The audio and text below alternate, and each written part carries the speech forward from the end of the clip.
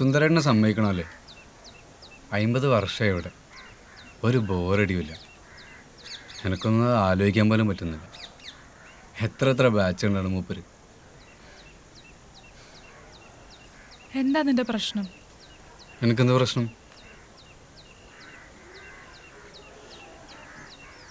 അവനായിട്ട് എന്താ? I don't have to tell you that.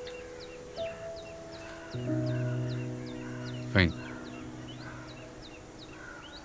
എന്നെ എന്തിനാ ഇങ്ങനെ സ്റ്റോക്ക് ചെയ്യണേ?